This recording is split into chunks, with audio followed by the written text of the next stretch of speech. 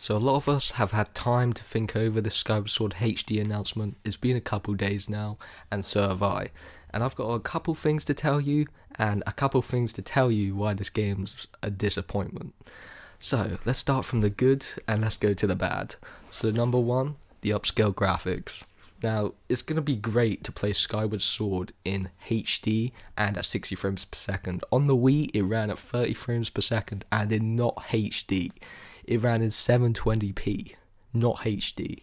So obviously it's going to be great. And imagine taking this on the go in handheld mode, especially with the new controls, which we're getting onto now. The new controls on the Pro Controller and in handheld mode are really going to help this game out, I think. Because a lot of people's perspective, now it wasn't my perspective, but back on the Wii, you could only use motion controls to play this game.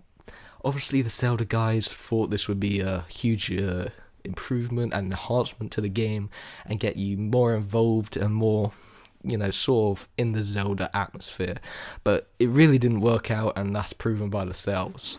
The game gets another chance. It has 3.67 million sales on the Wii, but if you look at Breath of the Wild on the Switch, it has 21 million sales.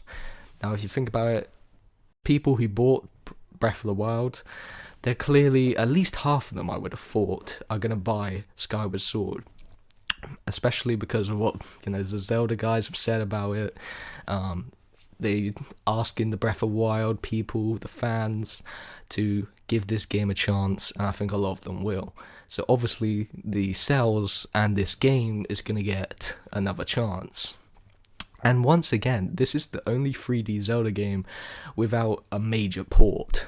If you look at Ocarina of Time, if you look at Majora's Mask, they got 3D ports. Ocarina of Time's been ported to every single thing in the world.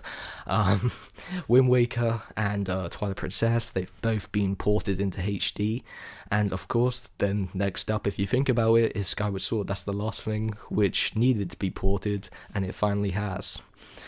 Now, I think we're going to have to go down to the disappointments about this. This is what this video is titled about, and I think there's a couple of disappointments. Two main ones. The first one is that it's very unlikely now that Skyward Sword is going to be a part of a collection. If you go ahead and look at the eShop or the Nintendo official website, wherever you are, it's a £50 game, or $60, or 75 Australian dollars. So it's a full-fledged, full-priced game, £50 for a game which came out 10 years ago in 2011. I think, personally, when I saw this and I was talking to my friends, and I'm sure you guys and girls were talking to your friends and stuff about this, and you may have not been too happy. I'm sure a lot of you were happy to see it's at least Skyward Sword on the Switch. But when you see that £50 price tag slapped on it for a 10-year-old game, where you look at the game so far, and obviously I'm sure more announcements will come, hopefully, so, you can improve my thought on it, but it looks like it's just been upscaled to HD and boosted up to 60 frames per second. And of course, they've... I think the best thing, personally, is that they improved the control scheme so you can play on the Pro Controller and in handheld mode. But for me, they're going to have to do a lot more than that to justify a £50 price tag for a game which came out 10 years ago on the Wii. I was really expecting this game to be a part of a collection with something like Twilight Princess and Wind Waker, because Twilight Princess and Wind Waker, obviously a lot of people are saying they're coming to the Switch, which they might not. I hope so. You would think so. But I was thinking before this direct went through that the Twilight Princess, Wind Waker, and then you would have Skyward Sword in a collection like Mario All-Stars. But that clearly is not going to happen, because I thought that Skyward Sword would sort of be that high price game to boost up those three games to £50, because clearly you can't charge a lot for Twilight Princess and Skyward Sword. Not Skyward Sword, my apologies, Wind Waker, when they've already been ported to the Wii U and they will legit just have to port it over. They're already in HD.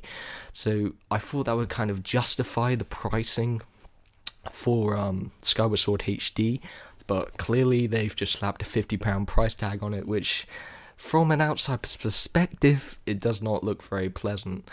A lot of people who, haven't played Skyward Sword, is that going to make them buy this game? I don't think it is. Because £50 for a 10-year-old game, I'm really unsure if that's going to be worth it. I really hope they add some extra content to it, like Mario 3D World and Bowser's Fury. If they added just an extra game, like either Twilight Princess or Skyward Sword or Spirit Tracks, whatever, they've trademarked a lot of stuff, and they added it alongside Skyward Sword HD, then I feel you'd be justified to pay a full price tag for a 10-year-old game. Now, you guys obviously hear that I keep going on about it, a 10-year-old game being priced at £50 or $60. It's a little bit insane to me that Nintendo would do this, to be honest. Obviously, only sold 3.67 million copies on the Wii. A lot of people, a lot of people have not played this game. Maybe because it had motion controls back in the day, they didn't want to buy the game, or just because they weren't a Zelda fan at the time, or obviously the Wii, it had a lower fan base, obviously. So, you could say that Nintendo are sort of trying to get people to buy the game, and, that justifies a £50 price tag, because not a lot of people have played the game, so they think they can get that money for it, especially during this time. So I think it's a little bit savage to do that, but I guess those are the disappointments we have to take so far. Now, there's a lot of time to go. A lot of things could happen during these times. They could release some extra content alongside it. But looking at it now on the eShop, you just see Skyward Sword HD, £50 price tag, no additional content so far. As you can see by this trailer, I could totally roll on whilst I'm talking about this. It just looks upgraded graphics. And personally, in my opinion, I don't think it's good enough.